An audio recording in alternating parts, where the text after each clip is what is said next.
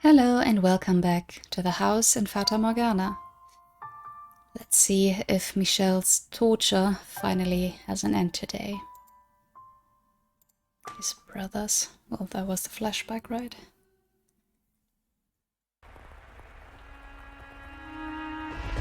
It was a stormy night in my 16th year.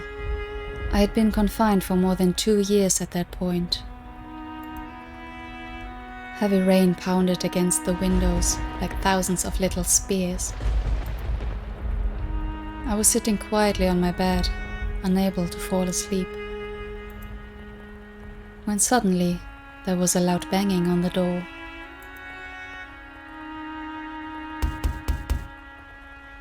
Michelle, are you awake? If you aren't, then hurry up and get awake. We've got big trouble. Lower your damned voice. But...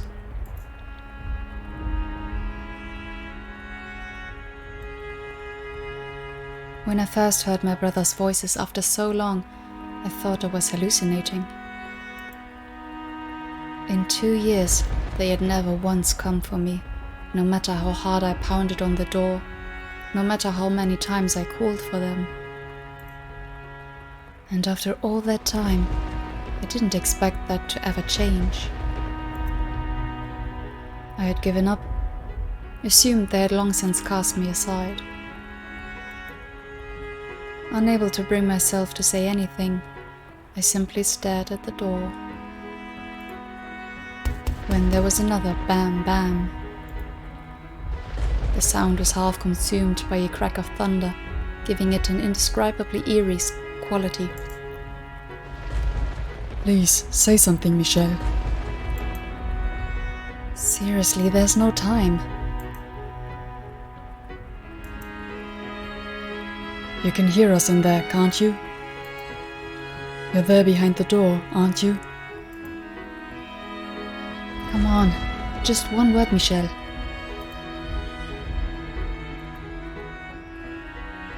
Is it really you, Didier, Georges?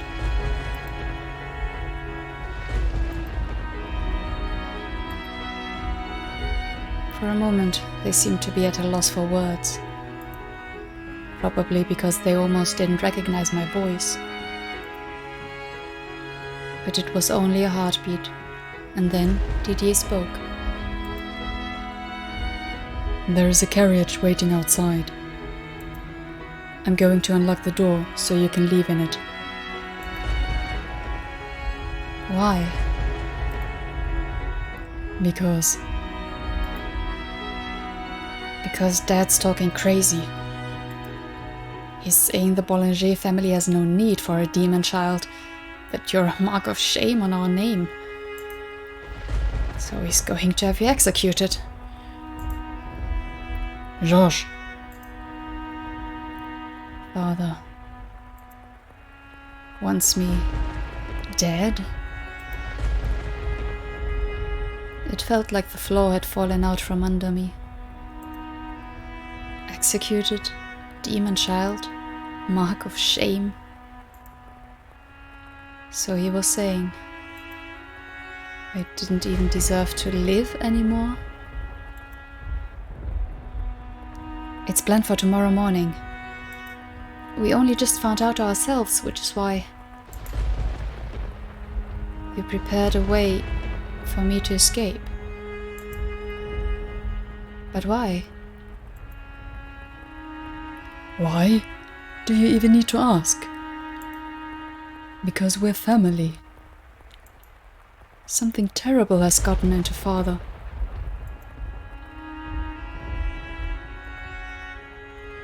I clenched my teeth, fighting back a bitter, angry sigh.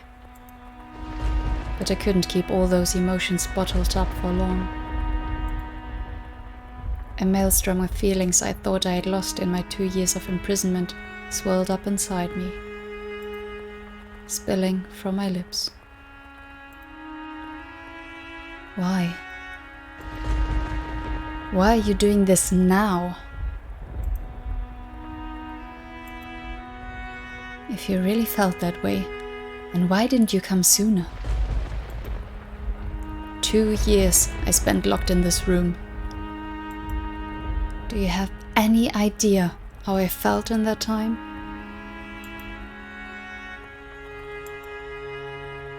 Any idea how hard I had to fight to endure, how many times I cried for your help? How hard I pounded on the door begging to be set free? But never once did you come. Not even once. Michelle.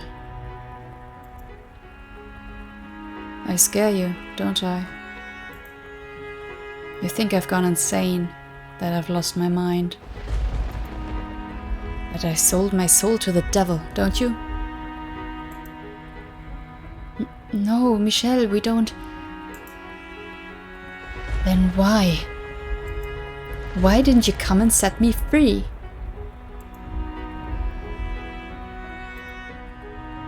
Michelle, No, we don't think you've lost your mind at all.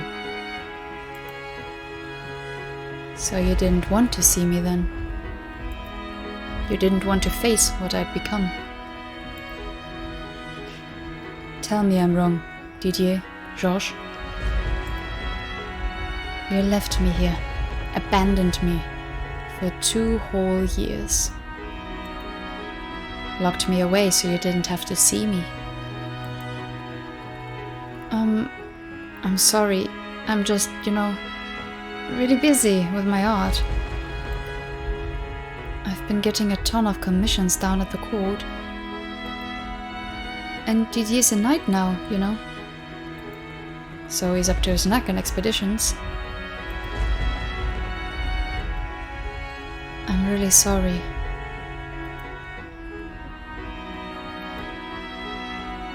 As am I.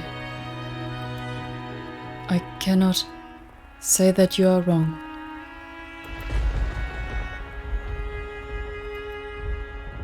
After what happened, I wasn't sure how I was supposed to act around you. I'm still not sure, even now. I knew I had to find the time to collect myself, but I kept putting it off, vainly hoping that time would take care of it all. As a horrible procrastinator, I know the feeling, but come on.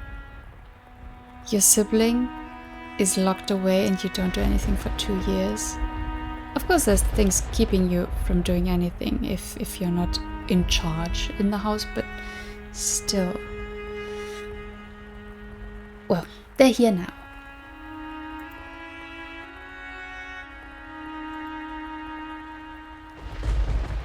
And for that, I owe you an apology. But you need to understand, I do not agree with Father's decision. I do not want to lose you. I don't think you're a demon child. And Josh feels the same. Neither of us want to see you dead. What he said, Michelle. There's not much time. We need to get you out of here. I bit down hard on my lower lip. Hard enough to draw blood. It was that, or start sobbing. It's a little late for that. Michelle. If you don't get out of here, you're going to be killed.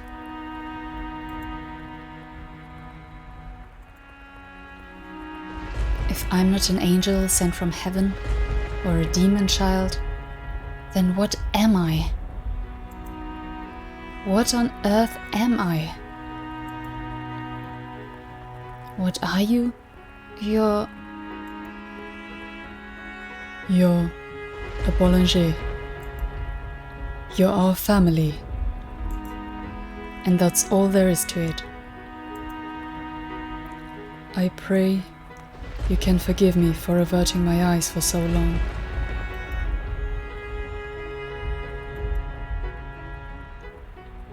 Can I trust you? Can I trust that even if the whole world says I'm cursed, that you'll always be on my side? That you'll always be my brothers? Can I put my trust in you once more, Didier, Georges? You absolutely can, Michel. I swear to God on high. And I swear to the God of art. Michel. I have no other choice, do I? I couldn't talk Father out of it, could I? I would rather you didn't try. He is not a man to change his mind.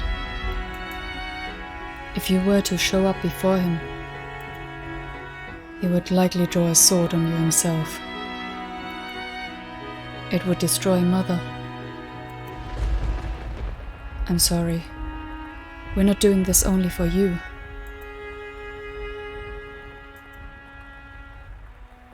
Okay, I'll go. Oh, thank goodness. The carriage will take you to a mansion, Michel. It's a property Father purchased some time ago. But due to rumors about the house, it's abandoned. No one wants to buy it from him either, and that's unlikely to change. It's the ideal place to keep you out of sight. What kinds of rumors? Well, No point in keeping it a secret. He has a right to know. They say a witch lives there. A witch. I think it's all just made up, personally. I went to check the place out, and there was no one there. It was a little dreary, to be sure. I had hoped to have a better place arranged for you, but there wasn't enough time. This is only temporary, Michel. Yeah, well, we know how that turned out. I cannot say how long it will be, but Father will pass away eventually. When he does, Georges will inherit the estate, and that will mean you can return. So I ask that you hold out until that time. If I don't leave, I'm going to be executed. So send me anywhere. I won't complain. I'm glad to hear you say that. I will talk to Father and ensure he does not suspect anything. We'll make this work, don't you worry. The long and short of it is, Dad simply wants you erased from the family. Georges.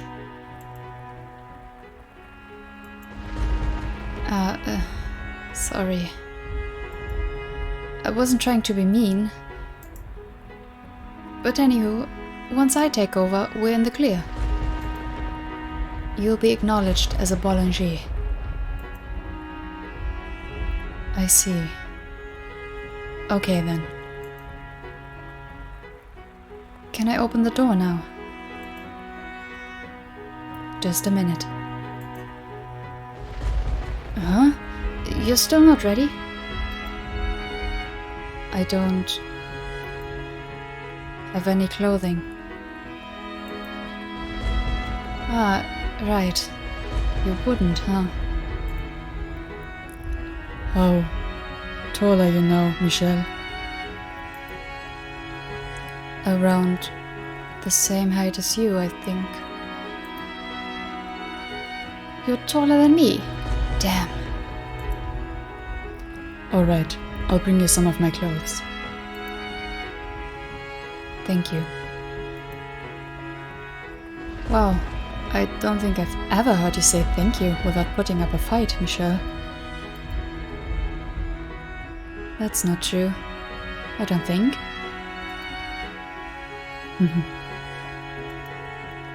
I'll be back soon. Get what you need together.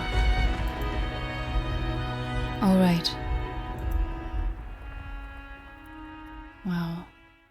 So they did both have his back, and it was not just Michelle assuming that they would take him back once his father passed away. Because without knowing this, without seeing this scene, you could have just assumed, okay, when I was still younger, my brothers were kind to me, so they'll take me back once everything's done. But this, yeah, of course you would assume that once the father's out of the picture, it would be all good. Oh well, we're not at that point yet. Sitting in the carriage waiting outside, listening to the pitter-patter of the rain, I gazed out at my two brothers. I hadn't seen them in 2 years, but they hardly looked any different than how I remembered them. I was the only one who had changed, and dramatically at that.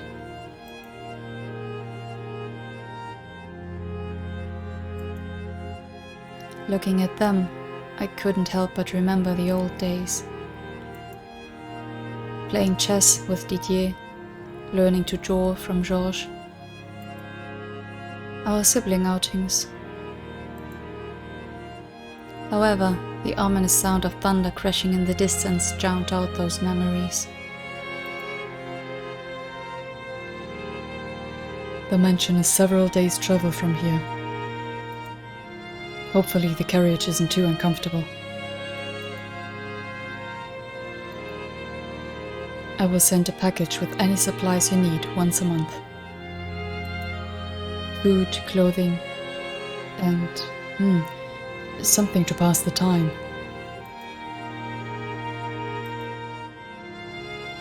If there's anything you want, Michelle, just tell me. Now, or you can have a servant pass a message on to me. I can't think of... Actually, wait, I can think of one thing. I would like a chess set. Alright, I'll have one made. I would rather have yours, Didier. Would that be possible? Are you sure you want that beaten old thing? Yes, I want that one. Alright then, I'll include it in the first delivery.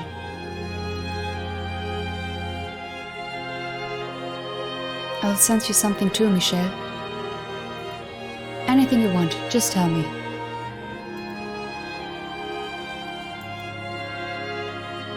In that case, I would like some art tools. I'm nowhere near as much of an artist as you are, Georges, so they don't have to be anything special. Gotcha. So some canvas and... how about some charcoal? And when you're back, I want to see what you've made with it, okay? Okay. I know this is already hard enough on you, Michelle. But I need to ask you to do something for me. Avoid making contact with anyone who doesn't already know about you. So, I can't talk to anybody but the servants? Put simply, yes. Tomorrow, the world will consider you dead. So we cannot have people finding out you are actually alive. Especially Father. Please, do this for me. I've been doing that for 2 years already. I've long since lost interest in interacting with anybody, so you don't need to ask me to keep to myself. Right. Does anyone else know I am alive? Yes, Mother knows. In fact, this was her idea. It was? She loves you, Michelle. She really does. Mom just, is having a little trouble facing the truth. So even though she's not here to see you off, I guarantee you she doesn't want to see you dead. She wants to have you in her life again.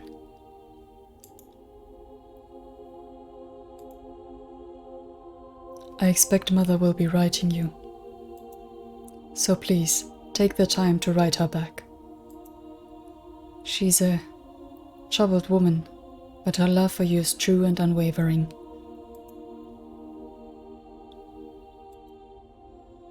Will you do that? Just a quick little, hey, got your letter, doing great. It'll suffice. Alright.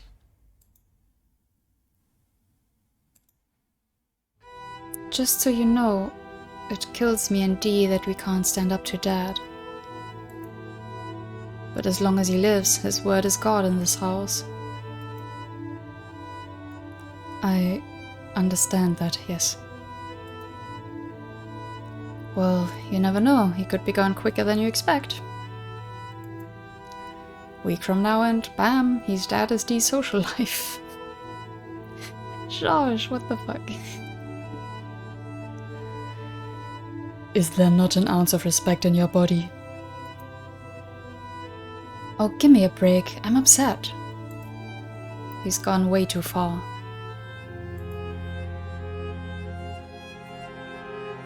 And once he's dragged his ass off through the great beyond, anything goes. Surprise, Michelle was alive. Yeah, I suppose. Until then, we'll take care of things here. Tomorrow's gonna be the performance of our lives. Crying like a couple of big babies and laughing our tails off inside. You'll forgive me if I have trouble trusting that loose tongue of yours. Shh, I'm not stupid. I know this is important. Not even Emil suspect a thing. And me. Yeah, not even she can know. It's gonna crush her, I'm sure, but the less people who know, the better. When Georges said her name, my whole body went shamefully cold. It had been a year and a half since the hell she'd put me through, but every last detail of it remained carved into my mind and body. There was no way she would be even slightly sad about my death. She might act it, but she would almost certainly be elated by the news.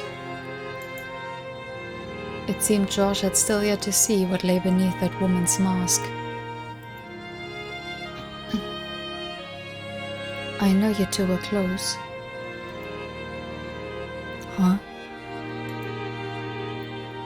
Are you worried about how this might affect her? What? She cared for you for about 6 months, didn't she? When you wouldn't let the servants in. What? From what I hear, you got real close to dying in there. You wouldn't even eat unless she was there. Who the hell told you that? What? Is that not what happened? Did something happen between you two, Michelle? And me? And me didn't do a damn.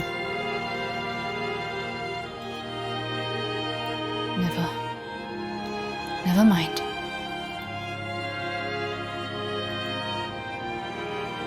I can't tell them. I can't put what I went through into words. It will only worsen my shame. Especially not in front of my brothers. Georges, how are things between you and Aimé? You're still letting what happened 2 years ago get to you? Well, I mean, at the time, things were a total disaster. I'm all excited about getting myself a pretty little wife, only to find out she's rocking the boat with someone else. I cried for weeks. Yeah. I'm sorry. Deep down, though, she ain't actually a bad girl. She's young, and kids make mistakes. After it all came out, she turned over a new leaf. She started doting on me something serious. And well, it's hard not to let one little mistake like that go when she's trying so hard to make up with me. The age excuse doesn't work for D, though.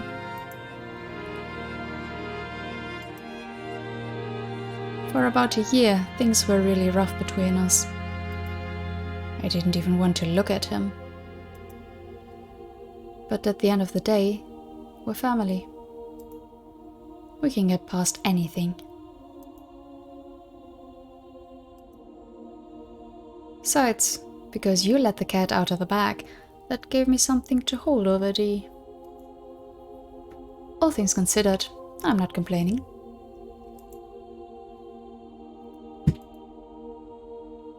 So, you would say you're happy then, Georges?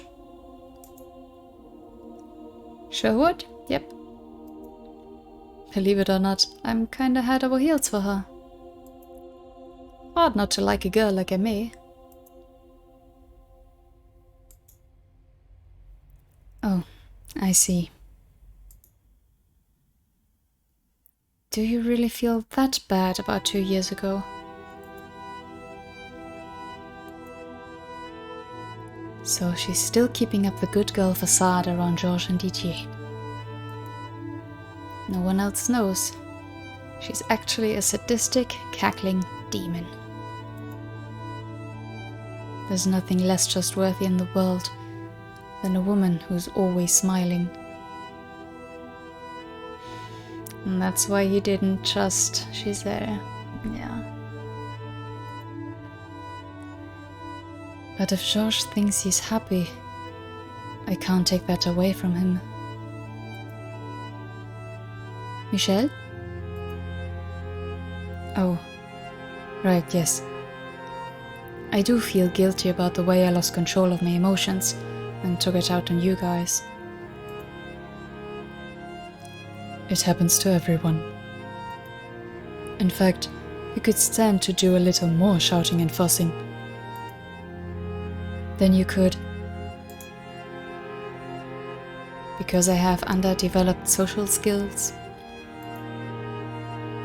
You heard that? You've got one hell of a nasty streak, huh, Dee?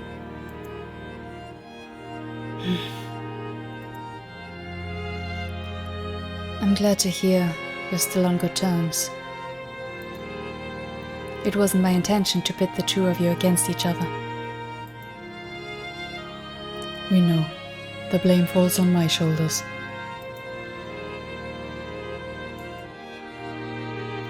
I want you to know something, Michel.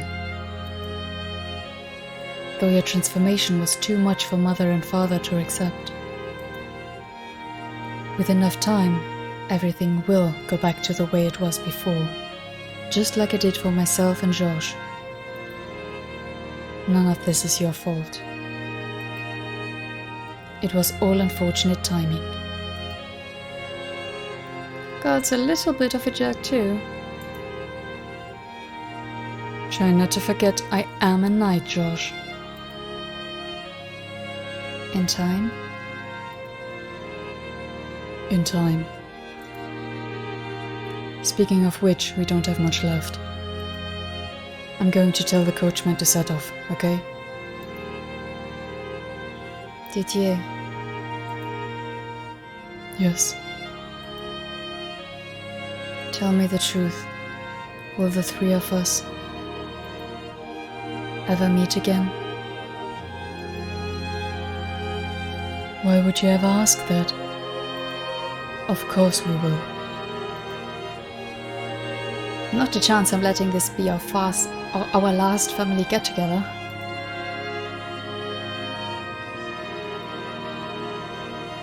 One last question then. Yes. Am I your brother?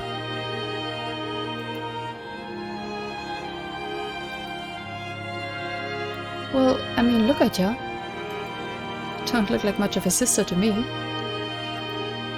So, yeah, I'd say you are.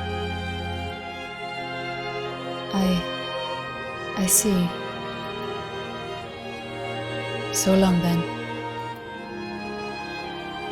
Farewell. And may good health bless you until we meet again. Until then, Michel. Farewell. Before seeing me off for good, they both gave me strong, firm hugs. Didier first, and then Georges. The warmth I felt in their arms, and my family's arms, slowly spread through my chilled body, which made it that much more difficult to part ways. The wheels of the carriage rattled against the wet stone-paved road. I stuck my head out the window, watching as they shrunk into the distance. Standing there in the rain until they were completely out of view. A tightness filled my breast. Every glimmer of hope I had for my new life was matched by an equal degree of darkness and uncertainty. Would I ever make it back home? And if I did, would people still call me a demon child? Having to write mother was another uncomfortable weight on my soul. The thought of having to play a girl for her made me sick. Georges had acted like it would be nothing. But it wasn't that easy. It was more than mere pretend. Didier had said that, with time, things would change. But how could he be certain that those changes would be for the better? The wooden wheels turned, carrying me away to that cursed mansion.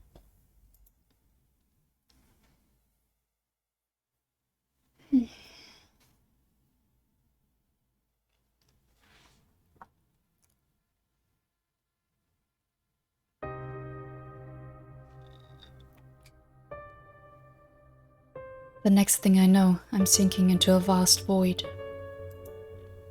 Darkness cuffs my hands and legs, restricting my movement. Images of the past I had kept buried away for so long stream past me. This isn't how I wanted it to happen. Not coming from my own mouth, but being laid bare for all to see without my consent. That wasn't how I wanted her to find out about my secret, about my shameful history. I warned you, my dear. I told you you didn't want to reclaim your old self. If you had simply let it be, you wouldn't be here now, forced to relive it all. Now do you understand?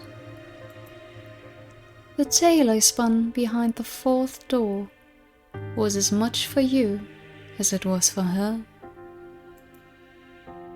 There you were a young man with a sad fate. But you met a wonderful woman, fell in love with her, and then died in the arms of tragedy. The sequence of events is not far from the truth, but I was able to turn it into something enchanting and beautiful. I got rid of all the nasty little details. Your ugliness, your body troubles, all of that. Doesn't it seem a bit unfair, Michel? You tore down the walls around Giselle's heart, around her past. But you wanted to keep your own nice and safe and hidden away. She has every right to be upset.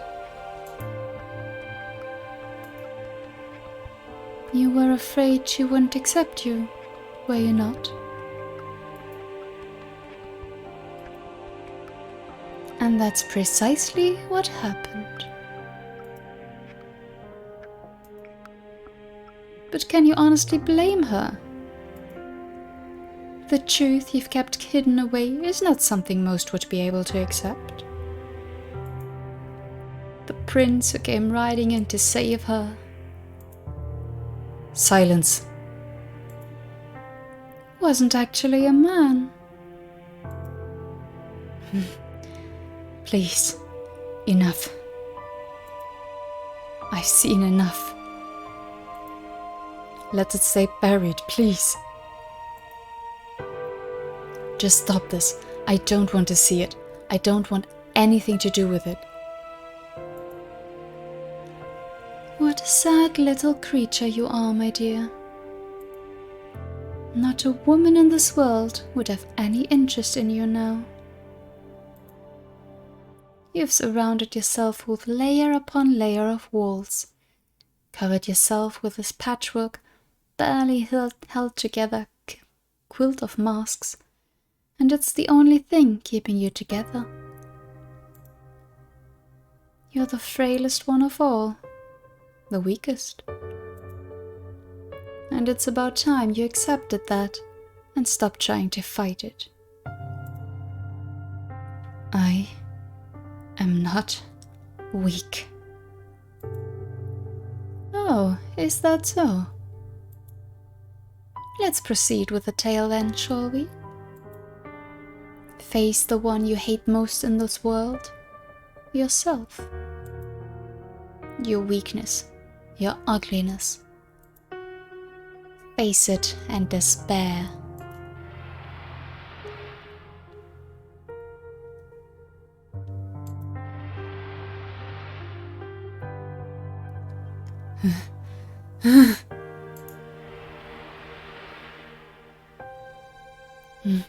Don't.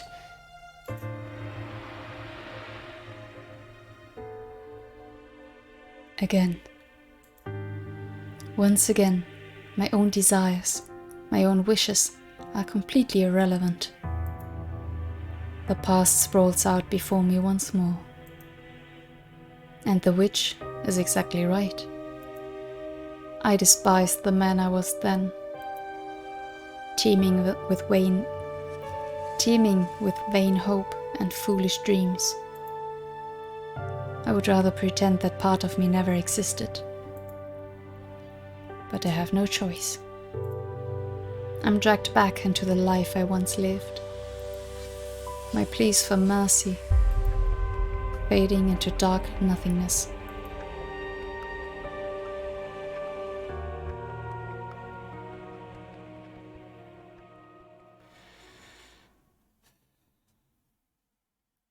It is quite mean to have everything exposed without you wanting to.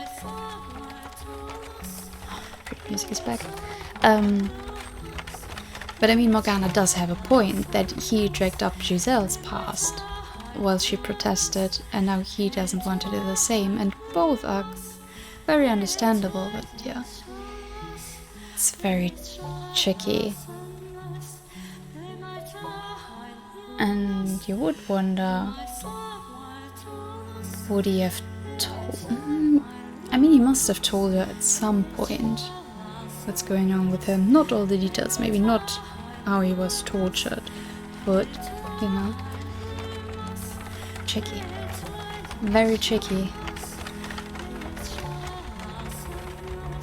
And if you think about it, if you had a time of your life that you are embarrassed about for whatever reason, and it was just shown to other people, not great. Not a great thing to imagine, so yeah.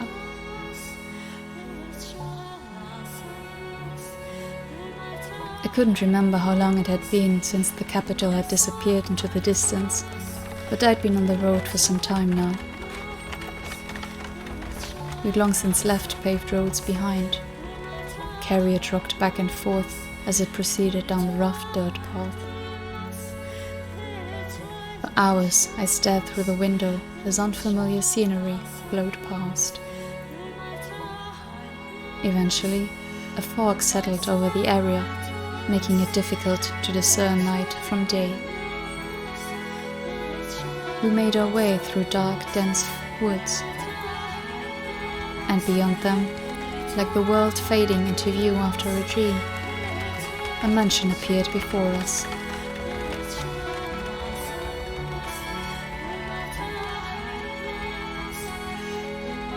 All the windows were either shuttered or boarded, encasing the house in darkness.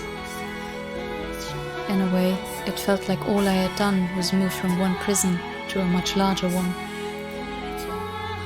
Briefly, I thought they had possibly been sealed to keep anyone from seeing me inside, but my coming here was a very recent development.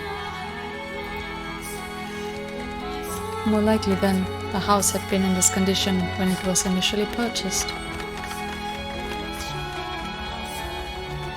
Quite the piece of property my father had found himself with. I wondered if he had been swindled by its previous owner. It was a gloomy, uninviting place, but it didn't appear to be in disrepair. The coachman left my luggage outside the door, gave me an empty farewell, and then went on his way. I was entirely alone. I spent some time just staring out at the forest, but naturally there was nothing of interest to be found there. So I quietly turned around and opened the door to the mansion.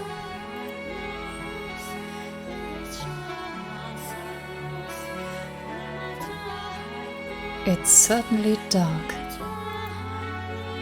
I could barely even see my own feet. Briefly, I considered trying to unshutter a window or two, but ended up deciding against it. The less inviting the place looked, the easier it would be for me to avoid contact with the outside world, as Didier had recommended. Standing there in the darkness for several minutes, my eyes gradually grew accustomed to the lack of light. While it was hardly ideal, it was sufficient to take a look around the house. The inside didn't seem to have received the same level of care as the outside. Everything was dusty, and the air was many years stale. But I wasn't in a cleaning mood. So I dug through my luggage for a bundle of candles, lighting one with a flint. Would he have even knowledge of cleaning and general household chores? I mean, he grew up with servants.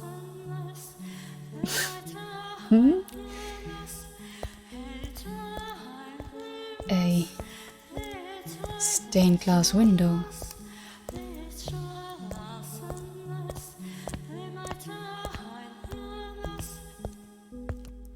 Examining the large room I found myself in, I came across a stained glass window depicting an angel.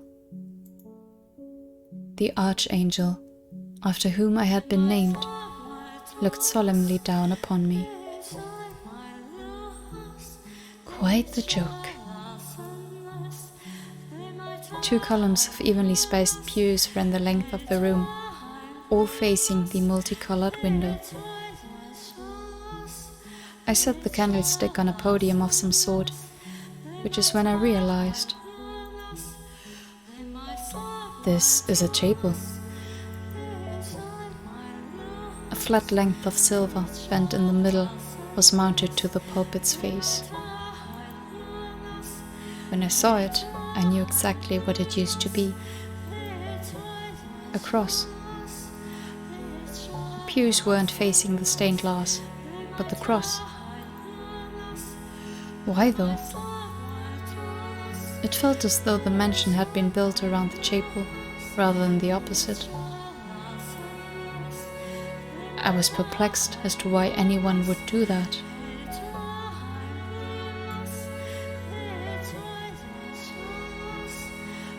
Is this the place that Morgana died in?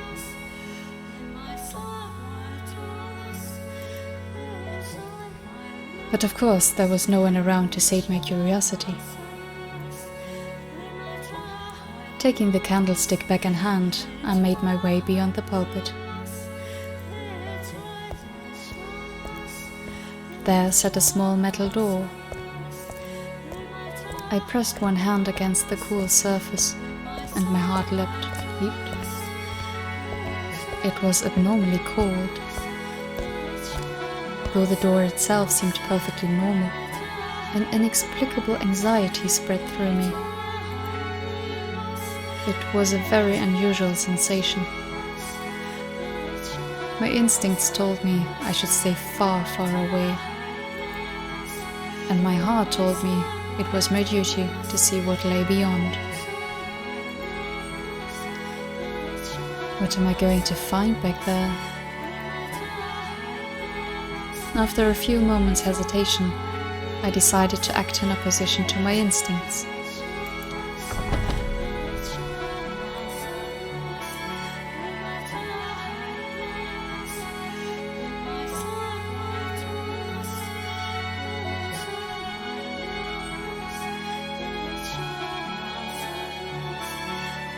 I was looking at a long spiral staircase. The wooden stairs stretched so high I couldn't tell where they ended. An observation tower, perhaps?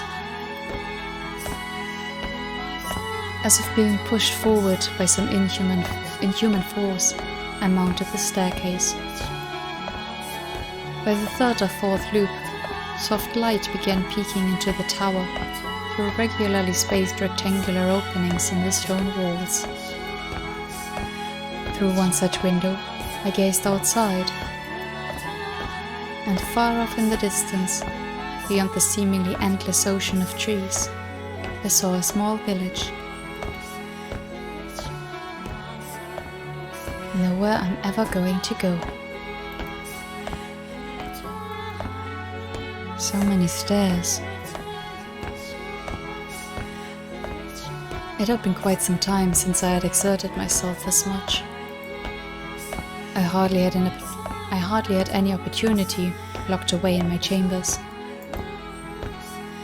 With every step I took, I could hear my joints creaking and my muscles screaming. I was long since out of breath, only staying upright with the help of the wall.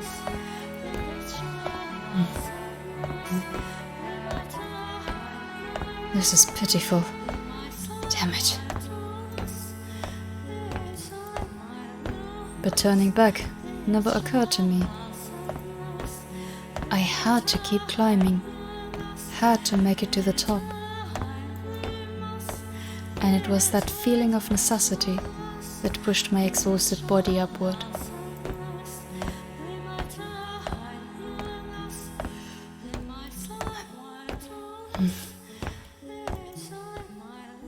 By the time I reached the top, I was practically gasping for air. Sweat streamed down my forehead. I wiped it aside, turning my gaze toward yet another door. But unlike the first, what on earth? A tangle of rope covered the surface. Layers upon layers of it, making its intent abundantly clear. Nothing shall come in or out. It didn't look like it had been put there recently either, as much of it was rotted through. Out of curiosity, I grabbed at the coil and yanked. The rope snapped in several places, chunks falling limply to the floor. That wasn't enough to allow the door to open, though. People only sealed doors like this for a reason. Largely because they didn't want, or couldn't allow, others to see what hid behind them. Like what they did to me. For a few moments, I felt as though I was looking down at myself from outside my body. If it hadn't been this man, but someone else standing there, would they have turned back at the side of the sealed-off door, acting as though nothing was there? Or would they have done as I did? I ground my teeth, a mix of annoyance and bitterness rushing through me. But I did not hesitate. I held the flame of the candle up to the wall of rope, careful not to set the whole thing ablaze, slowly, carefully burning through them, one by one. It was repetitive and time-consuming, but I persisted, wiping away sheets of sweat before it streamed into my eyes. The sun was well on its way down before I finally managed to expose the door.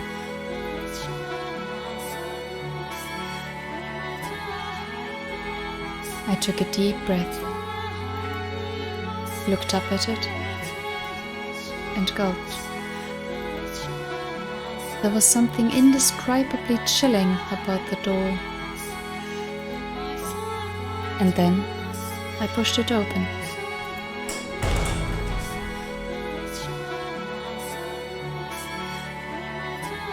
A barely noticeable breeze brushed past me.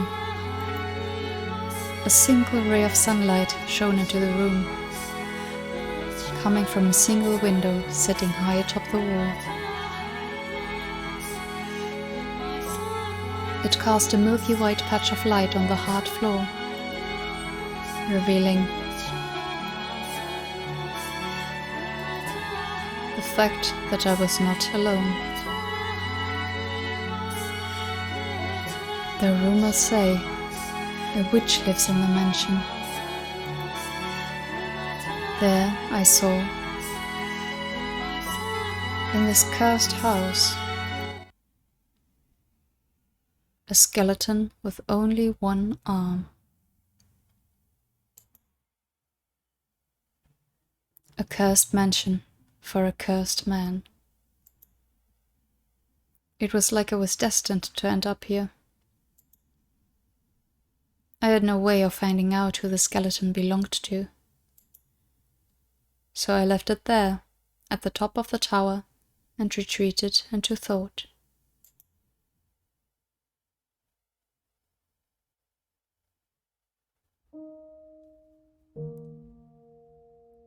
That's what I kind of thought, that he, in a way, let Morgana out.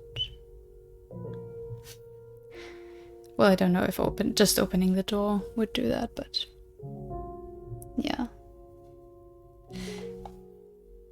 So yeah, I think I had wondered that before, because Morgana did die in...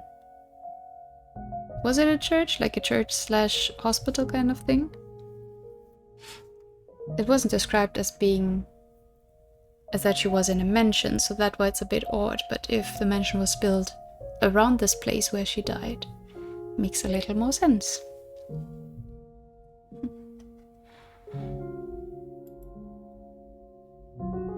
I wonder to myself, how had the one-armed person died? How had they felt locked in that room, staring up at this sole window, so far out of reach? About the only thing they would have seen was the sky and the occasional bird. Had they yearned for more light, Or had they come to despise the tiny patch of it that trickled into the room? Had they been some sort of wicked criminal, imprisoned for wrongdoing? Not all prisoners are necessarily bad people. Having been branded with a non-existent curse, I couldn't help but think that perhaps something similar had happened to whoever they were. Vainly reaching out for the sun, constantly praying for rescue that would never come. What had gone through their mind as they withered away? Would anyone ever come for me? Would my brothers keep their word?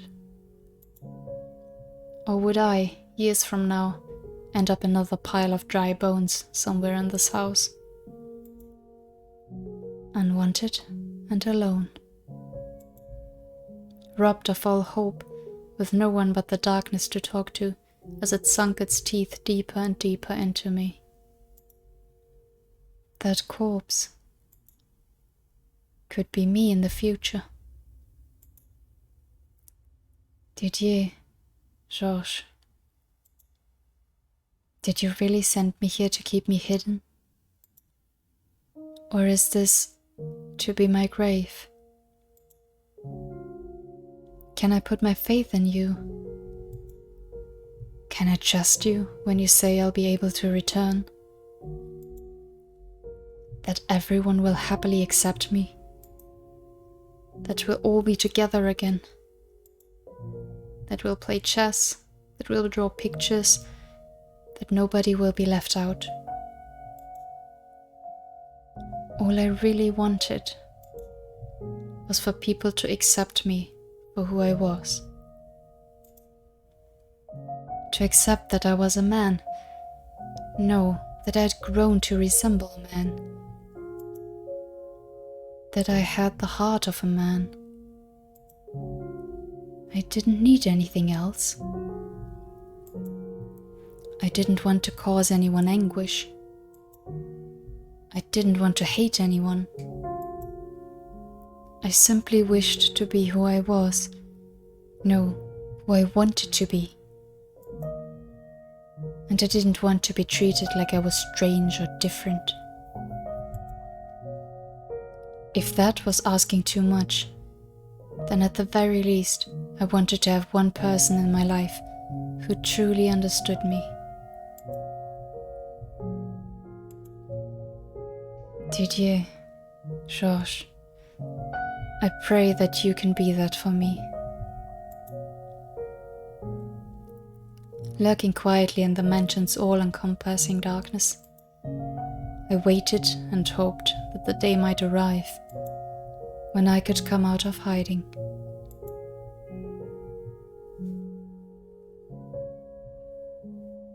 However, 1, 2, 3 years later, I had still not been set free. Only my mother wrote me, and in all her letters she said the same thing. When your curse is broken, come back home, sweetheart. When your curse is broken, I want you back in my life. When your curse is broken, everything will be back to normal. I'll wait expectantly for the day you are free of that terrible curse. The curse would never be broken, though. What I was now was what I was meant to be. All that time I had spent as a girl, none of that was real. Didier had said he didn't think I was cursed. My brothers didn't think I was some hellish demon child. So no, the curse would never be broken. Because there was no curse to break. I wasn't cursed at all. There was no damned curse. But the flow of time eroded away at me, slowly killing any confidence I had once had. sucking me dry of all trust for others and myself. With enough time, I started questioning my own beliefs about what I was, started thinking that perhaps I was cursed. Much like they had at the Bollinger estate, the servant who came by every month did his best to avoid making eye contact. But beyond just bringing me food, he was also checking in on me and making sure I didn't attempt to run away. And every month he probably went back and told Mother the same thing, that my curse had still not been broken.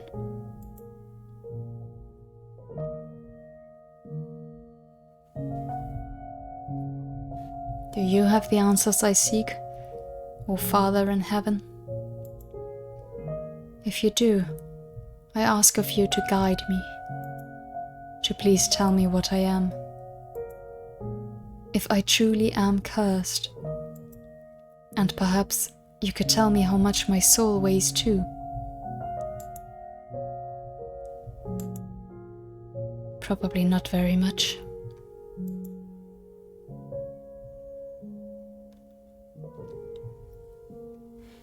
I spent enough time alone in that dark mansion to drive anyone mad. The more time that passed, the more I grew to question myself, my worth as a human being. And whenever the self-doubt and loathing became too much to take, I trekked up to the top of the observation tower to see the light.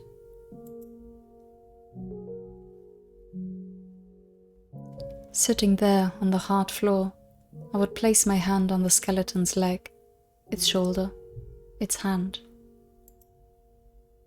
From the size of the bones, whoever it was appeared to have still been young when their life withered away. Poor child. Even I feel blessed, compared to you. Oh, how miserable it must have been, locked away up in this tower.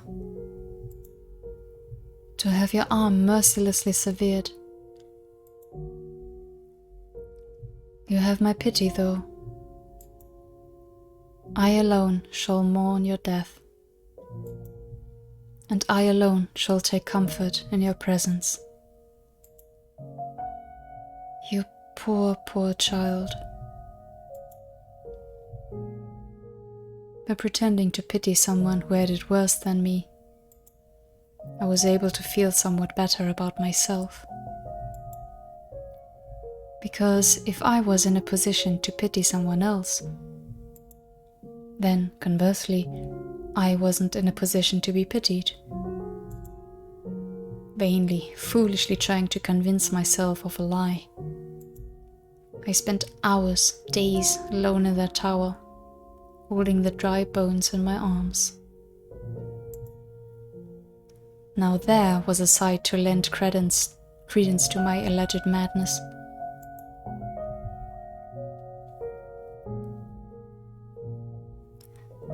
Over time, the air in the mansion seemed to thicken, as if the fog were condensing. Water pushed out all the air, swallowing me up, suffocating me. A putrid mire. I was trapped at the bottom of this thick black sludge. Soon, I lost track of the passage of time, my only landmarks being the dates on Mother's letters. Before I knew it, 8 years had passed.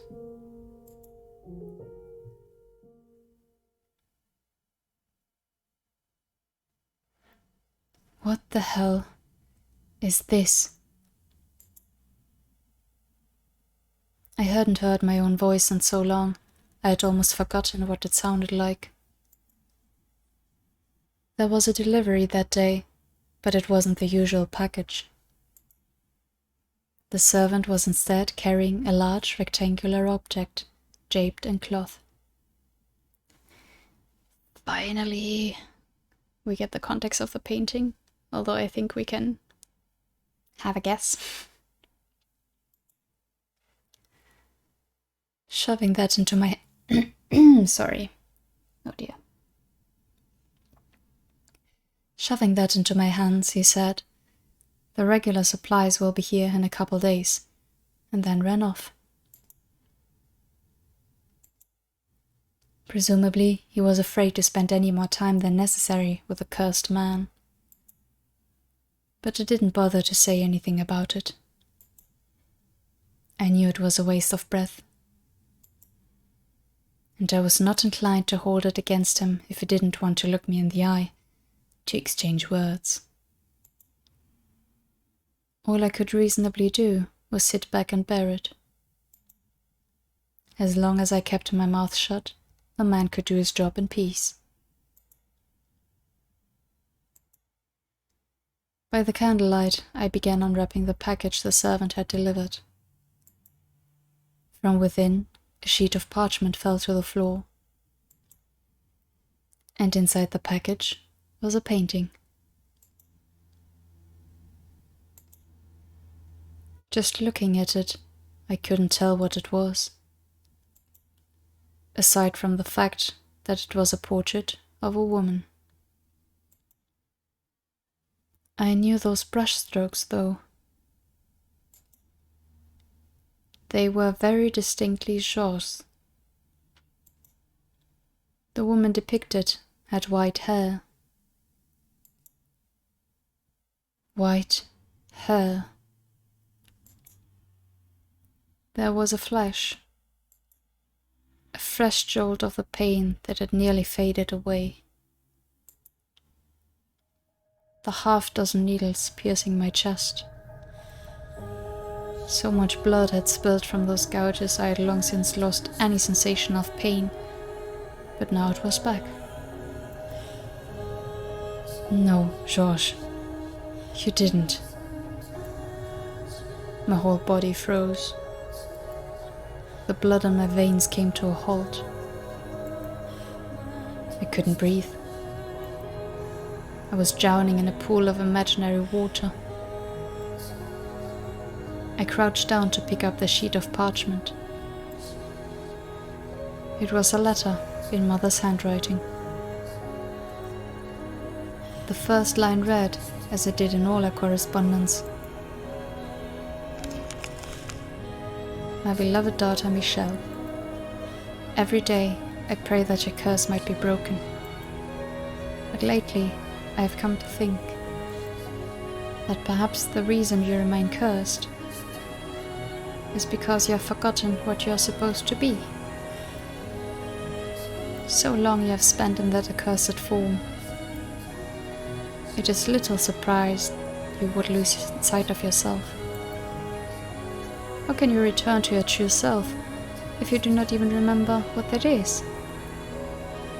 So I asked Georges to paint you a picture, hoping it might help you break free of your curse. You are a beautiful young woman, my dear Michelle. I presume you have already seen the painting. It's lovely, wouldn't you agree? That flowing white hair and skin like glass. Those deep enchanting red eyes. Those slender fingers and modest feminine frame. Those soft lips. It is not you when you were younger, though. Instead, I had him imagine what you would look like now. That is what you will look like when your curse is broken. Isn't that wonderful? Imagine it. Envision yourself, your truest self. Remember who you are. Recall your true self. I wait eagerly until the day you come back to me, looking as beautiful as you do in this painting. My dear, sweet Michelle. This is you. This is the real you. You are beautiful, my little girl, and I love you dearly. That awful fuss all those years ago, We can pretend none of that ever happened. Forget about all the dreadful thing that curse made you. Become the girl you used to be, the girl you were meant to be, so we can once more be a happy family. I am waiting, forever waiting for you.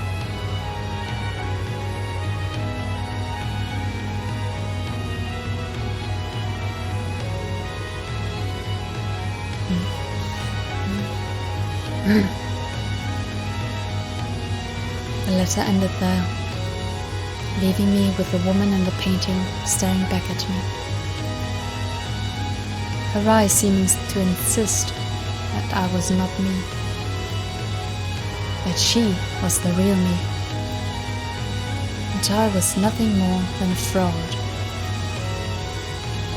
Laughing at me, scoffing at me for ever thinking I was anything but female, mocking me for stubbornly insisting I wanted to be a man. The pain in my chest swelled, spilling from my mouth in grunts and moans.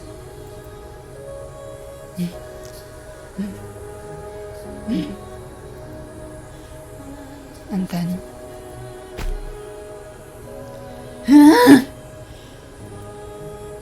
I screamed from the bottom of my lungs. Why? I yanked at my hair. Why, Josh?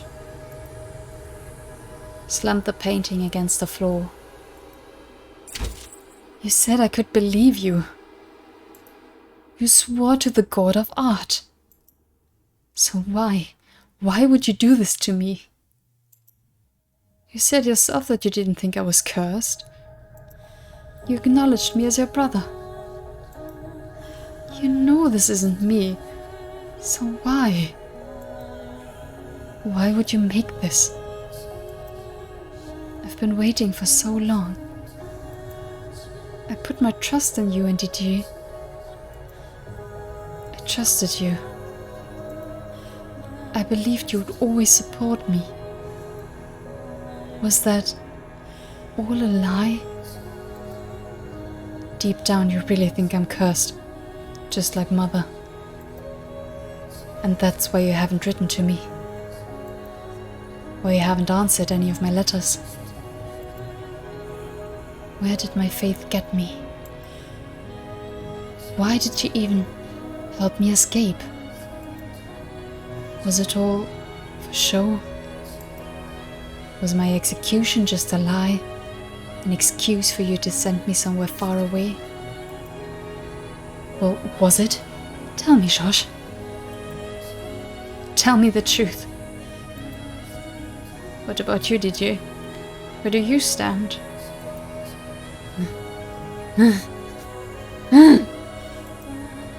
No, this isn't real. My voice was getting hoarse.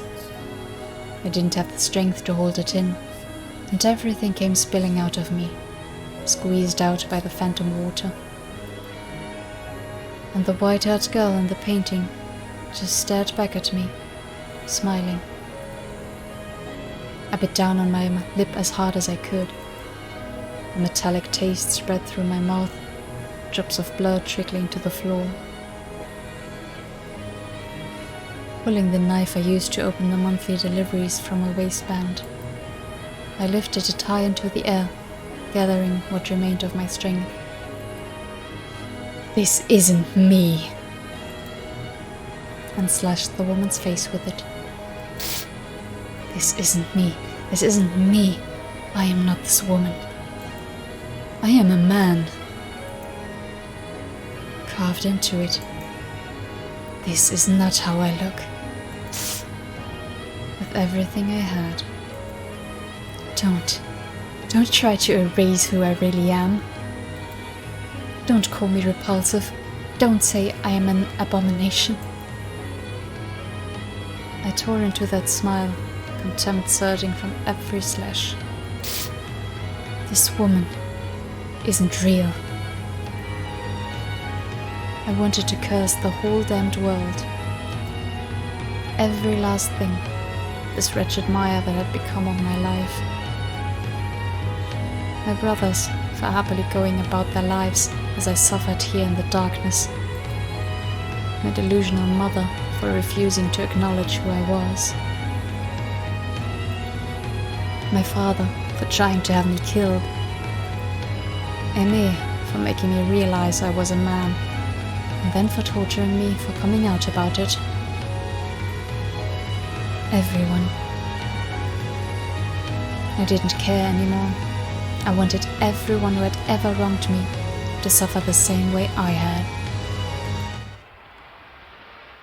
I can make that happen. A voice rang out. I can curse them for you, my dear. It was a woman's voice, muffled, like there were several walls between me and her. Who's there? I swiped up my candlestick, thrusting it forward, to the sides, behind me. But there was no one else around. Give it a little thought. It's not that difficult. And when you figure it out, come to me. I have been waiting for so long for someone like you. Someone with such hatred for the world. How am I supposed to know who you are? How could you not, my dear? You visited me so many times. Held me in your arms, whispered poor child into my ear again and again. Who? No, that's not possible. I see. I finally truly lost my mind. If that's what you wish to believe, that's your choice. But the way I see it, if you had truly lost your mind, you wouldn't be in so much pain. The voice, still muffled and unclear, seemed to be coming from somewhere far away and very close by, at the same time. Find your way to me, and open the door once more. Let me out of my cage. Give me your hand. I knew in the back of my mind that it was all absurd. But nonetheless, I did as the voice said. I let myself be drawn in by the pleasant whispers.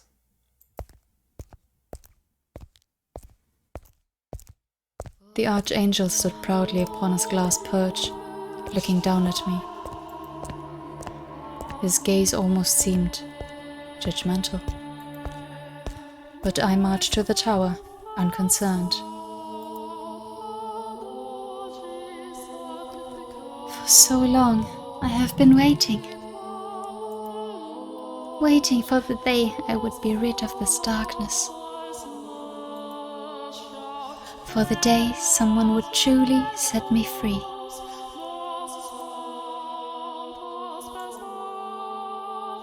When you arrived at this house, I felt the hands of fate at work. That you were led here, that you were meant to come to this place. You've been through so much to get here. I know your pain. I know how it feels to be locked up, to be tortured and used for others' gain. You were the only one to ever have pity for me. And I shall be the only one to have compassion for you. You were the only one to stay at my side. And I shall do the same for you.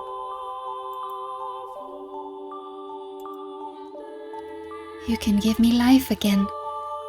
You can resurrect me.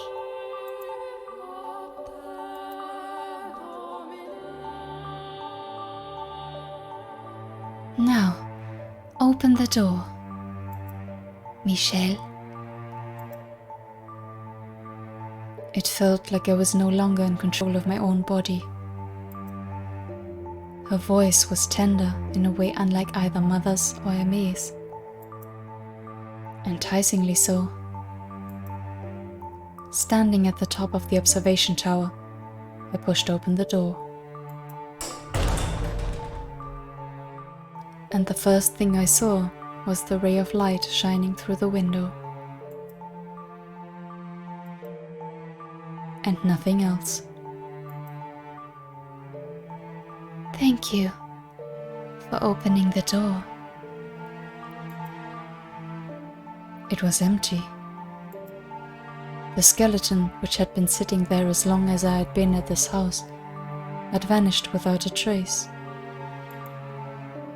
I spun around, my gaze darting back and forth across the chamber, but there was no one there. Only her voice whispering in my ear. You made this possible. You gave me the chance to have my revenge. Revenge? Now, I can make those men suffer a hell even worse than the one they put me through. Constant, everlasting despair. Their flesh may turn to dust, but so long as their souls live on, their torture will know no end.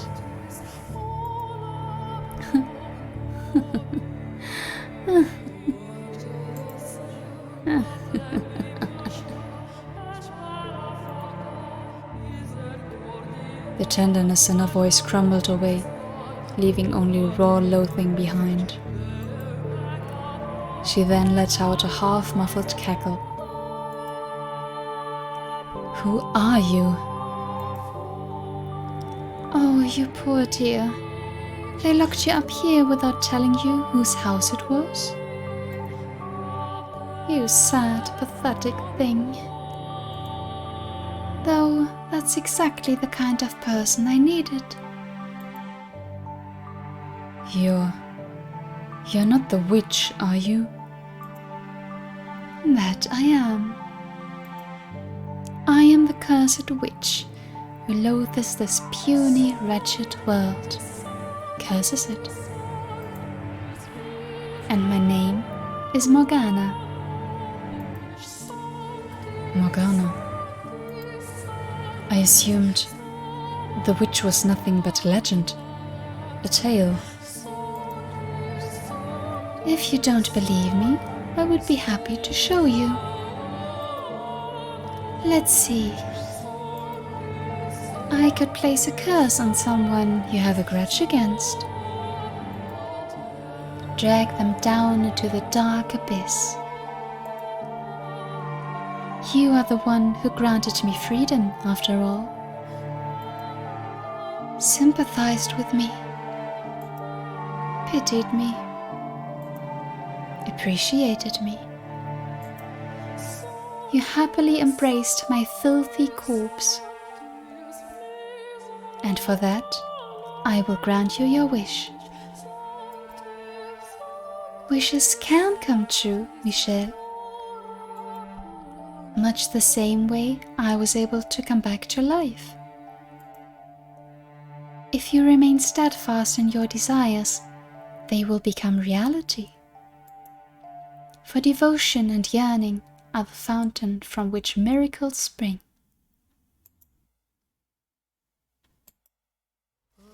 I cannot leave the mansion's grounds, but that is but a minor inconvenience. Tell me who you wish to curse, and I can lead them here. I can force the cross you were made to bear onto them. I believe in my power to perform miracles, because you made my miracle a reality. So tell me, my dear, who will be first? Your second brother, who made that ridiculous painting? Georges. Shall we kill him? He deserves at least that. He brought you more than enough pain. But if you would rather, you could curse your mother instead. Or the woman who set you on this path. Or perhaps you would prefer your father. With him gone, you could return home. Ask, and I will perform a miracle for you. I didn't think she was lying either. As ridiculous as the whole affair sounded. The skeleton had disappeared from the tower, and I was hearing a disembodied voice. But beyond that, the voice seemed to have a sort of magnetism to it. If magic truly did exist in the world, then her words were laced with it. There was a power in her voice, something that repelled any instinct I might have to doubt the things she said. So I, on the verge of losing my grasp on reason altogether, believed every word the witch said. I wanted to curse them. To curse my brothers, mother, father, and me. And the witch was saying I could do precisely that. What will it be, my dear? There is no price. I don't require a sacrifice or a dark ritual to perform my magic. I simply wish to show my gratitude. I want you to have that which you desire. Who do you want to curse? The witch's sweet whispers hung in the air for a brief moment before whispering away. All the muscles in my body tensed up. I felt woozy, like the floor was wobbling beneath me.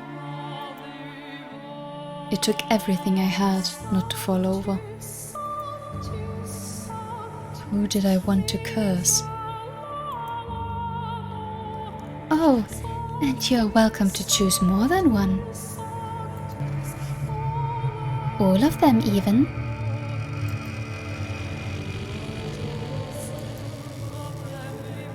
I could curse them, and the witch would kill my family. I would be free.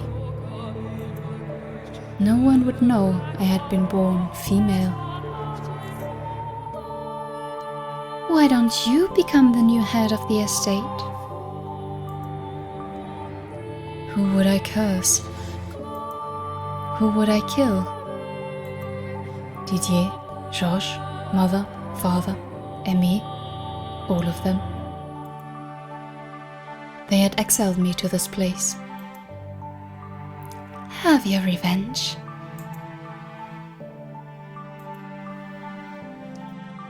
A black butterfly fluttered across the room's single shaft of light.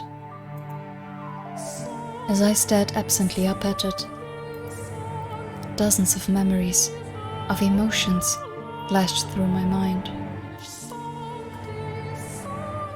But at the end of the day, we're family. We can get past anything. With enough time, everything will go back to the way it was before. Just like it did for myself and Georges. I don't understand. Why would I think about them now? They've abandoned me. Left me in that room for 2 years, and then left me here for 8 more. They don't care whether I'm alive or dead. So why should I? Why should I?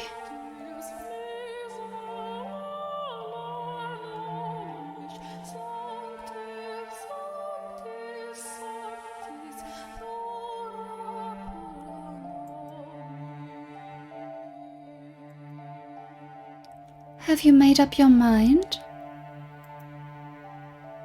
I have. Then tell me, my dear, who will it be? Who will you curse?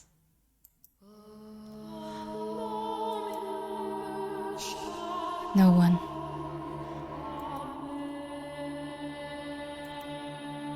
I cannot curse anyone, Morgana. Surely you jest. I know just how much you wish to see them dead. I felt all your hatred, your despair.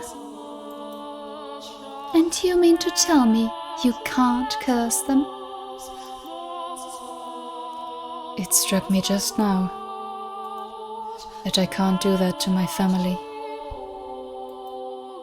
I cannot curse my own family.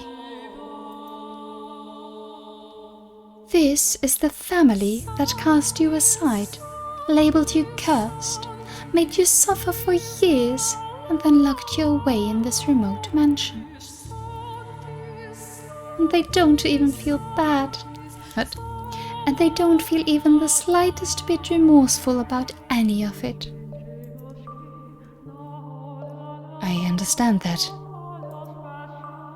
I know that they don't give the same weight to their words as I do. I figured that out long ago. I know I'm alone in my prayers, that they don't want the same things I do,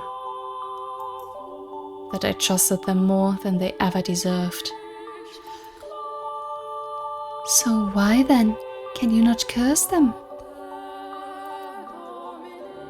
Because I don't want to hate them. I don't want to bring them suffering. On the contrary, I want them to be happy. You have no place in that happiness, though. It is a happiness that rests upon your misfortune. Why then should you not drag them down so you can find respite for yourself? I would find no respite by cursing them. How can you be so sure of that, my dear? I most certainly found a great deal of it myself. You're trying to follow your conscience, I can see that. But that good is superficial, and all it does is shackle you.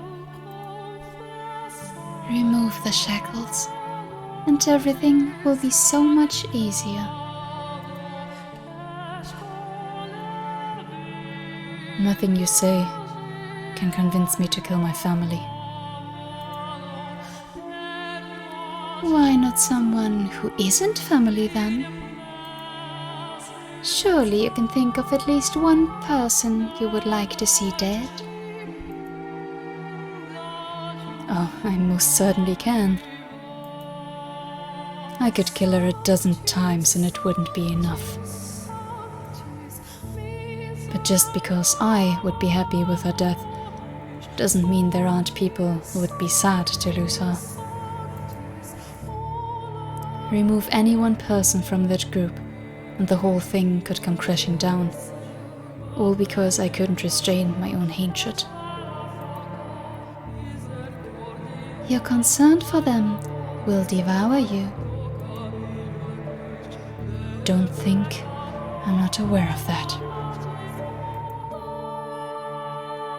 You aren't. You don't know that at all. The only reason you give them any consideration is because, deep down, you still have hope. But hope has a way of forsaking those who give it a home.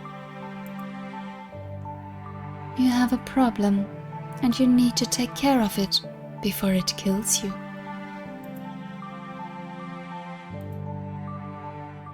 You and I, we were cut from the same cloth. While you may still care for your family now, in time, You will come to curse them.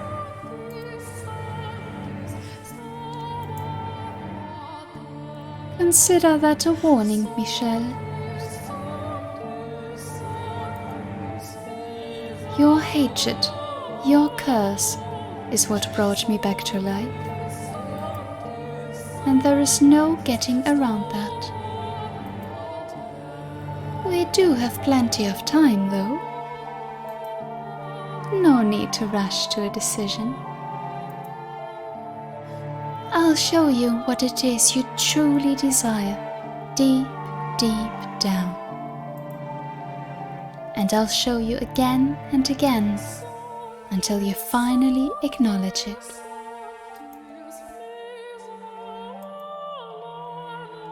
The black butterfly hovering by the window disappeared, and the witch's voice grew distant.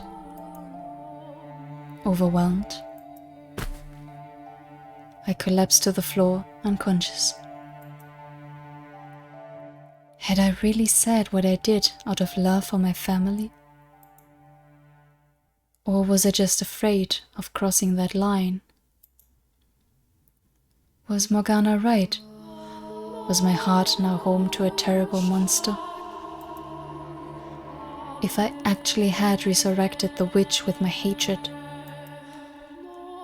maybe that was what I was now. Darkness seeped down over me once more. I was again encased in a pool of despair. Slowly, ever so slowly, it wore away at me, eroding me into nothing. If I didn't come up for air, I soon would take the witch's offer. Cackling like a demon, I would place a curse on someone. I would kill them. Reviving her was a mistake I never should have made. And not for the greater good or anything so noble. No, every time she spoke, a little more of my spirit died.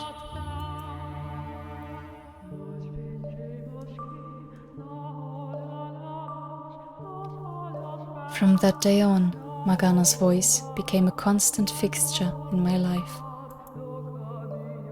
Curse them, kill them, curse them, she serenaded directly into my ear. No matter where I hid or how deep I put my fingers in my ears, her voice resounded directly in my head. Hearing an incessant stream of curses from a disembodied voice was so unreal, so unbelievable, that I felt as though I was being dragged away from the realm of humanity. There was an odd, unsettling magnetism in her voice, allowing her malevolence to seep into me. It was downright torturous. Curse them. Revile them. Do you really need to be in your right mind, honestly? Your fixation on holding on to your sanity is what's causing you so much anguish. Admit it.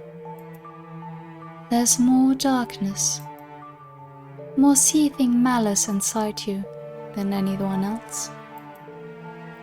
That's why you were the one who resurrected me.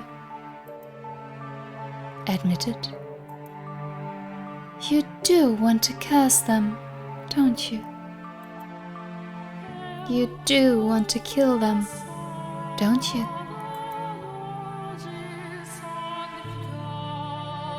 No, I don't. I don't want that at all. I've told you this already. You're so desperate to deny it, Michelle. It can only mean that it's true. You would be able to maintain your calm if you were truly free of guilt.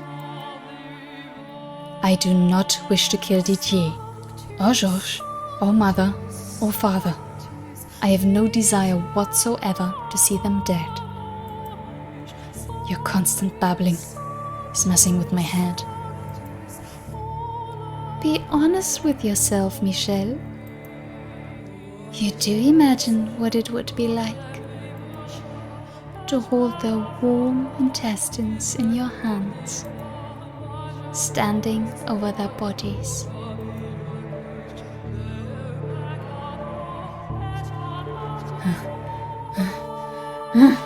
No, I don't. That's not what I want. Don't lie, Michelle. You climbed the tower. You opened the door. You sought me. No, I wasn't in control.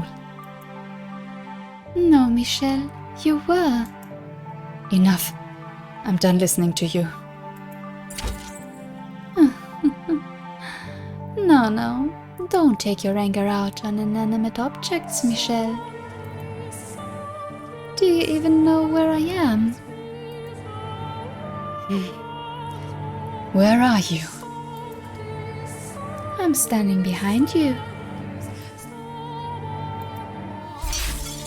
In front of you. Now, I'm beside you. You're just playing around with me, Morgana. Mocking me for your own amusement.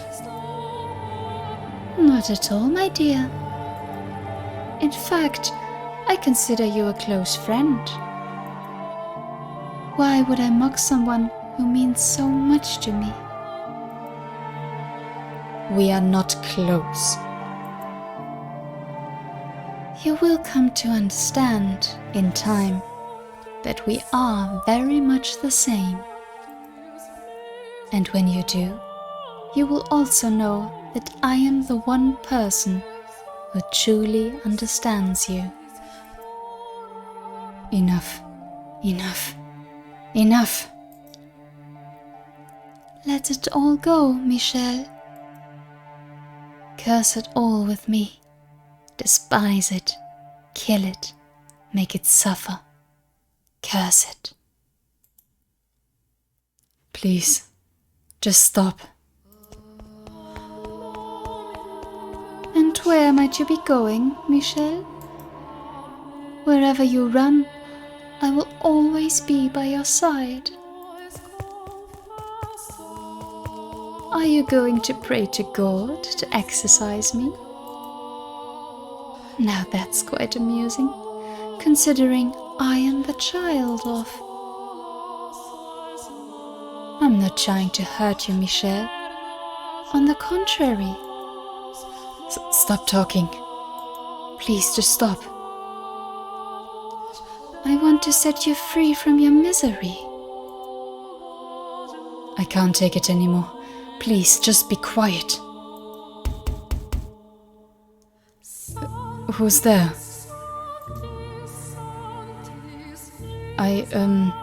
I'm here to deliver your monthly package. I see. Michelle?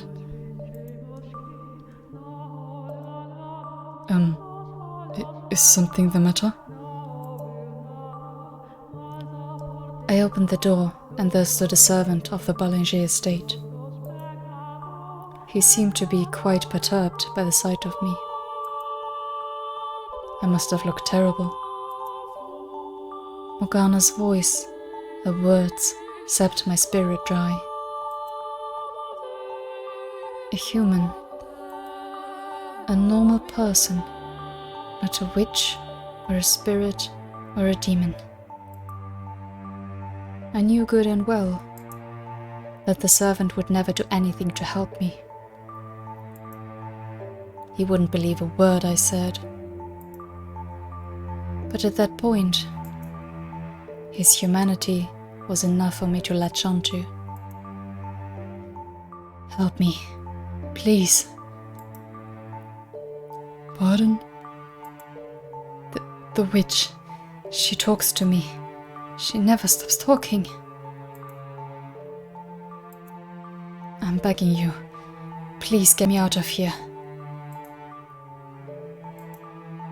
Let me go back home in your carriage. Please, let me go back.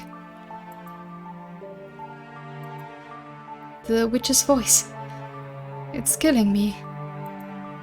It won't go away. I can't escape it. Please, I need your help. You've gone mad. What? You're crazy. See, this is why I didn't want this job. Having to deliver supplies to this damned cursed mansion. Having to get anywhere near the Bollinger's youngest child. No, I'm perfectly sane. You sold your soul to the devil. Don't think I'm in the dark about that. No, I did no such thing. You're completely insane. No. I'm done with this damn job. It's not worth all the riches in the world. Not if it means I have to be around a lunatic like you for even a minute. Rude? Why? I am not crazy. I am perfectly sane. I'm not mad. Michelle, your mind is far, far from sound.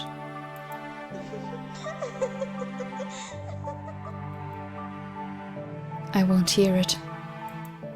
I am not mad, damn it. I am not insane. I won't hear it.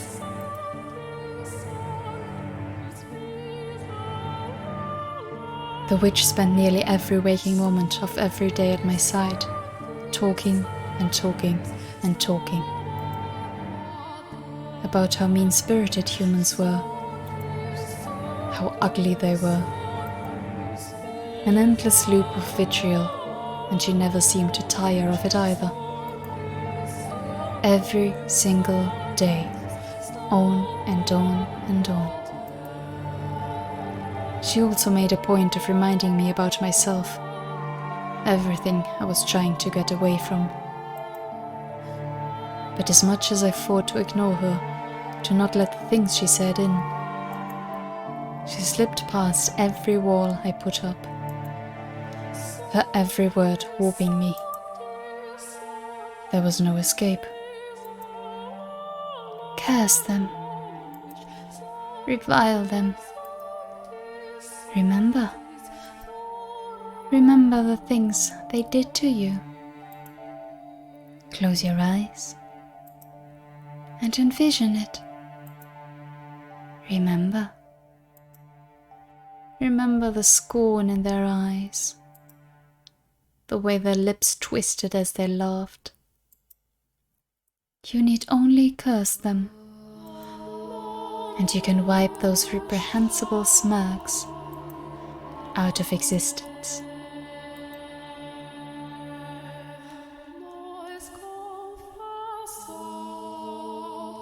I'm serious. Please stop this, Morgana. Please stop talking to me. I'm begging you. I seriously can't take it anymore. Oh, now why would you say that, my dear? It's just the two of us in this gloomy old house.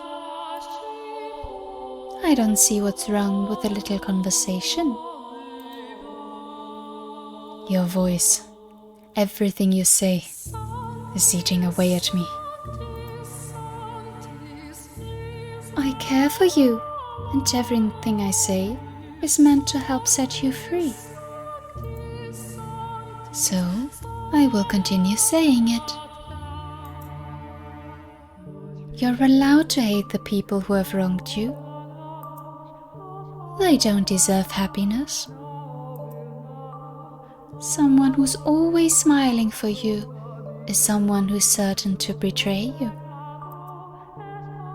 Someone who values themselves above all will not hesitate to put others' lives on the line.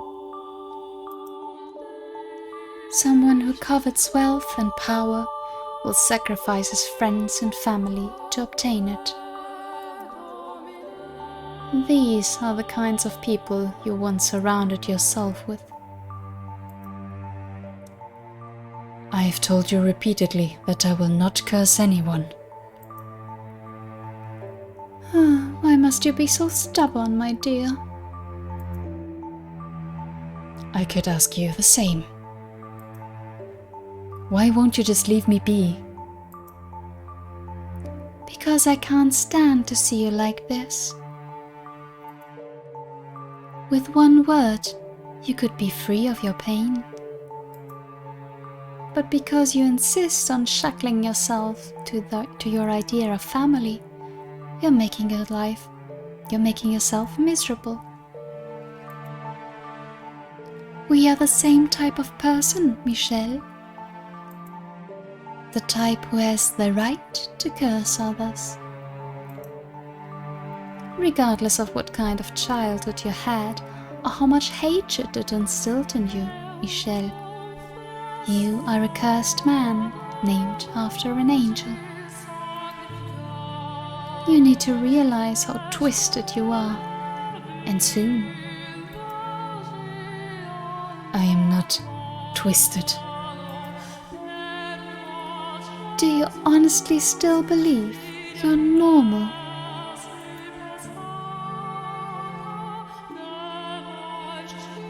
Tell me, what's normal about someone who happily embraces a skeleton? Tell me, what's normal about someone who hacks away at a girl's face with a knife?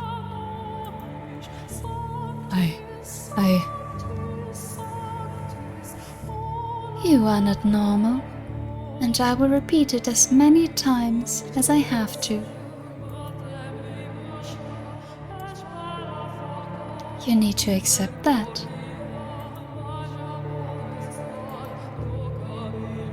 Why must you hold so tight to your sanity?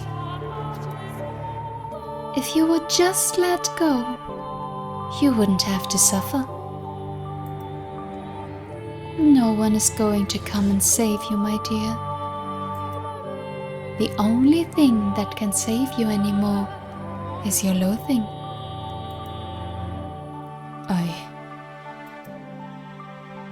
We are the same. I am nothing like you. I am not a witch. I am not cursed. I'm human. I'm a human man. Yes, a man. With that body.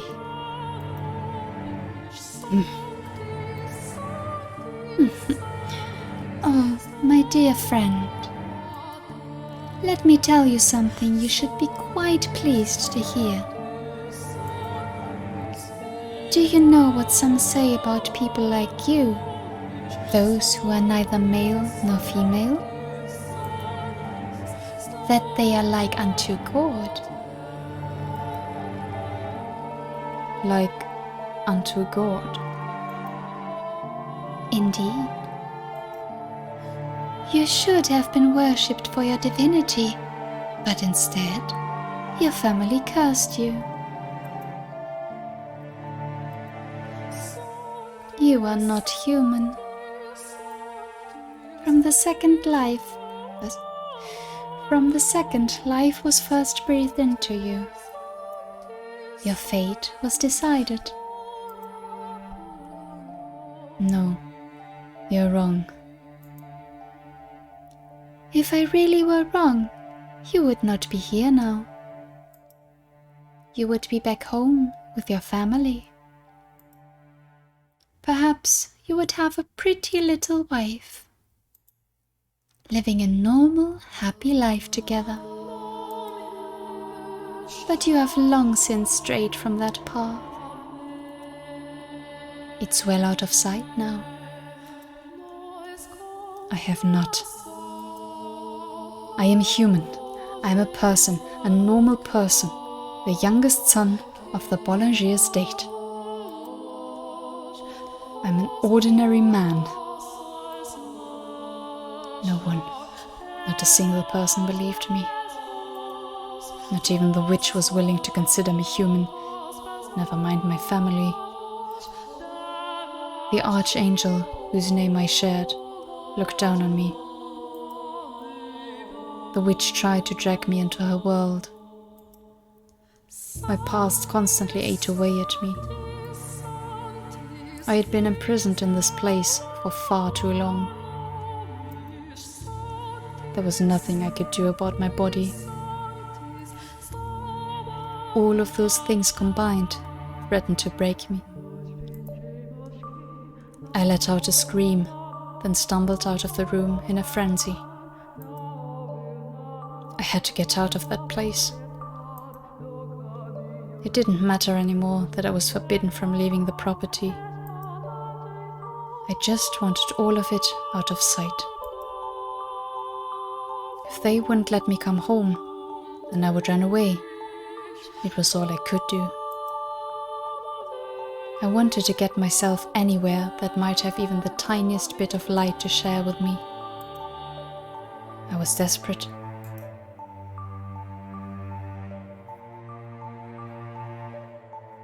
Someone, anyone, please, tell me I'm human. Tell me I'm a man. Anyone, please tell me I'm not cursed. But when I opened the front door, searing light pierced my eyes. The world quickly went white. I couldn't see a thing. And then...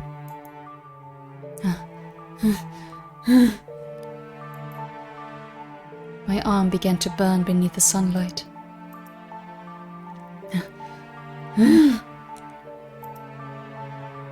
Black smoke rose from the sizzling flash. A sickening stench filled the air.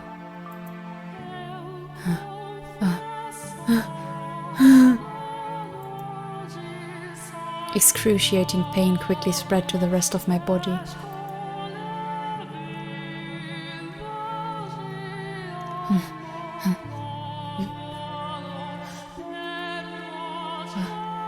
Why am I...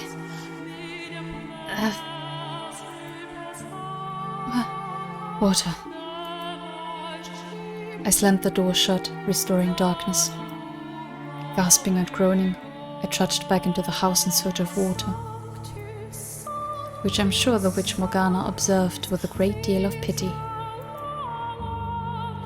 I don't think you're in need of any water. Take another look at yourself.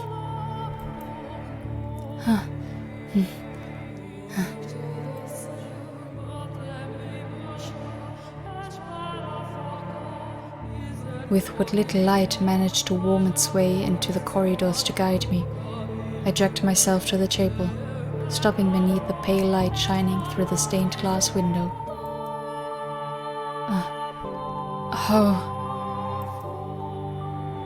I wasn't burned. In fact, my skin hadn't even turned the slightest bit pink. There was nothing wrong with me, as far as I could see. Where had that pain come from then? And the distinct stench of burning flesh. This is your doing, isn't it, Morgana? I know what you're experiencing. This happened to me too. Sometimes, enough emotional distress and despair can cause physical pain. The mind and body are much more tightly linked than you think. And your mind is far more damaged than you know. You poor, poor thing. You have my sympathy, my dear. You sad little child. Collapsed on the floor in front of the multicolored window. I felt like the whole world was closing in on me. Or perhaps metamorphosing around me. I was completely and utterly cornered, and there was no getting around that. Which left me with only one option. To stop fighting and accept the harsh reality before me. It would make everything so much easier. The whole world said there was something wrong with me. And I was the only one who tried to deny it. So in the world's eyes, that meant there was something wrong with me. I was abnormal. I was irregular. I was mad. I was cursed. I was not human. I was not a man. If I'm not human or male, maybe I should just call myself a witch. I did, however, remain firm in my refusal to curse anyone, unwilling to give up that last piece of my humanity. Everything else I let go of, which took a great deal of weight off me. I stopped caring, and I stopped thinking. I stopped wanting someone to accept me, and I stopped wanting to run away. Sunlight no longer caused me agonizing, unseen burns, but in exchange, I became emotionally empty. I discarded my faith and my hope, building a shell of cynicism and closing myself within it. And in time, that became my normal. I began to believe it was what I wanted. Tranquility filled my days. Time trudged onward at an almost imperceptible pace. The witch's whispers no longer caused me aggravation.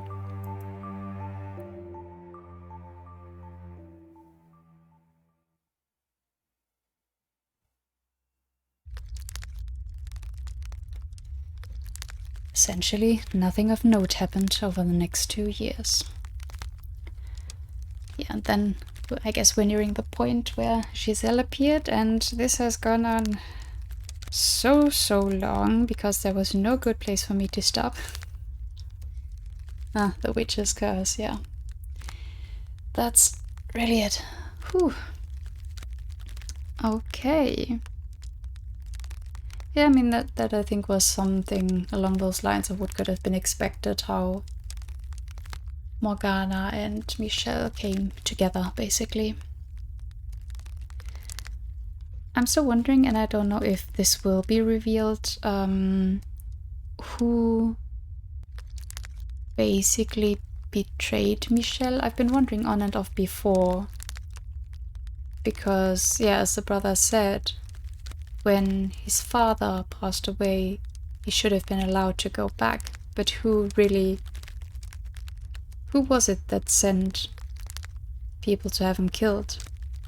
I was going back and forth between all three. Didier, Georges, and his mother. His mother loves him, but of course she's holding on to her belief that he's cursed and a girl. But would that be enough for her to send people there to kill him? Because that would not be like breaking the curse. That would just kill our child, no matter if he's cursed or not. Now, I don't know. I still have my doubts about Didier. It's on and off, really. I trusted him the most for some time, but him having an affair with his wife's fiancé is off, and his reaction also when when Michel asked him if he was their brother. I don't know, kind of strange. And then Georges, well, he would seem the least likely to betray her. He seems self-absorbed and, I don't know, not taking things seriously. But this really positive person, then again, we have that whole thing about not trusting people who smile all the time. And I mean, this is a very bold accusation. But do we really believe that he doesn't know what Aimee is doing at all, that he's purely naive? Or is he the same as her, that he's happy-go-lucky on the outside, but has a darker side? I don't know. I wouldn't have thought so before, but him painting the picture of a female grown-up Michel, girl version, that seems odd. And again, we don't know all the background, like, was he really forced by his mother? Like, was he under so much pressure that he felt he had to do the painting, or was he, yeah, just trying to help the mother, into that being kind of ignorant to how much pain it would cause Michel?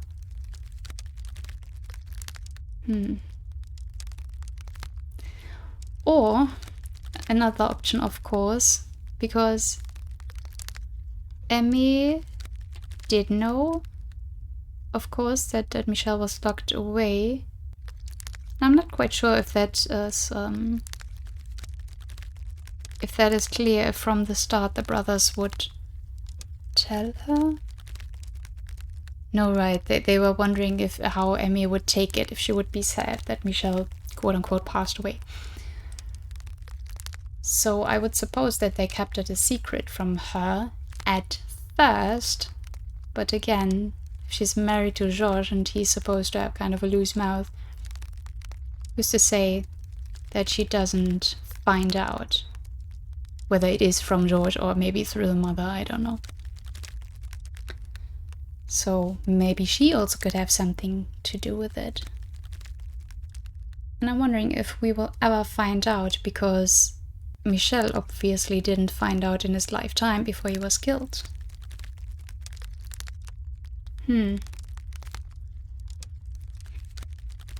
Anyway, I guess we might come back to that point, to the end of all the memories. And I have no idea how we're going on from there, but that's something to explore next time. Yeah, so thank you so much for watching. As always, please leave your thoughts in the comments down below. And until next time, bye bye.